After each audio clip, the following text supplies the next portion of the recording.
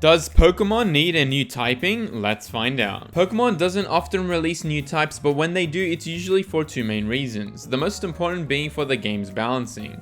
Introducing a new type can aim to buff weaker types' effectiveness, all the while providing a new counter to the more stronger type. This is exactly what the Fairy type did. Up until Gen 5, Dragon types mostly consisted of pseudo or actual legendaries, which mostly outsped and damaged their one other counter other than themselves, the Ice type, which also so happens to be the type with the least amount of Pokemon. It also didn't help that most Dragon types could learn moves that were super effective against Ice. So in comes Fairy type being immune to Dragon and super effective against them, as well as being weak to Poison and Steel, which before that didn't have much type advantages, especially Poison being only super effective to Grass. So then, does Pokemon really need another type for balancing? Well, that's why I wrote up this spreadsheet and examined all the type strengths and weaknesses to see which one needed a buff and which one needed another counter. Not gonna lie, each typing is kinda balanced. Some have equal amounts of super effective types and weaknesses, while others don't really have much types it's super effective against, but resist many others,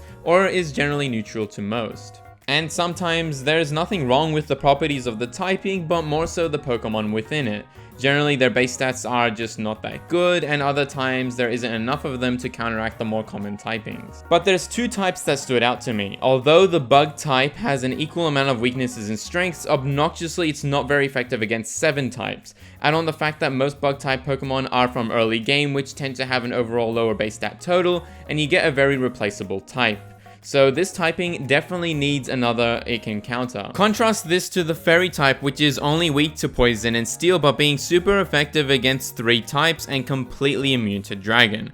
Why is this so big? Well, other than Iron Tail and Poison Jab, Dragon types can't really learn any other move from the 2 typings that are super effective against Fairy. So they have to rely on their other typing to hopefully do some stab damage, as well as most Fairy types being able to learn Psychic moves which help counteract one of its 2 weaknesses. So if we were to introduce a new typing, the Bug type should be the strongest in countering it, while also being a direct counter to the Fairy type in a similar way it is to Dragon. And that's why I created the Magic type!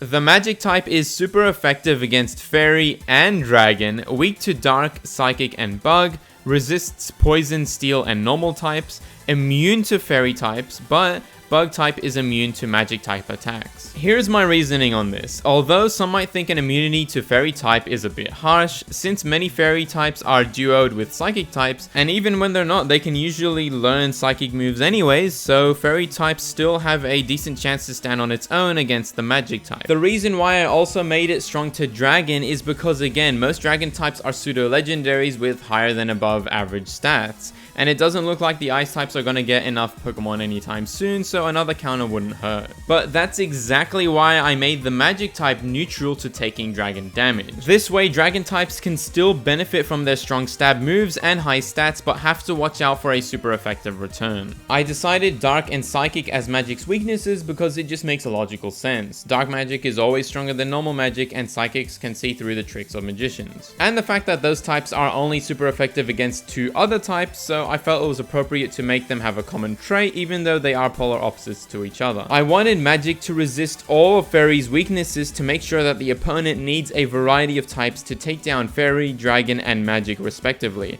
And I wanted a type that directly counters the literal strongest Pokemon in the game for the last 3 years. Now, there isn't any logical reason for Magic to be weak against Bugs other than similar types like Psychic and Dark being weak against it, so comment down below your best reason trying to explain this for me. Either way, Bug types needed another attack avenue, like Poison God being one of the only counters to Fairy, and making Bug type immune to Magic would further solidify this goal. But Magic type Pokemon would generally be able to learn some Fire type moves like Fairy can with Psychic because, you know, magicians summer fire and stuff, so that'll help a little with the hard counter. And for every other type not mentioned, it's neutral against. Now, does all this mean that Pokemon needs a new typing? Are Fairy types too strong and Bug types in desperate need of help?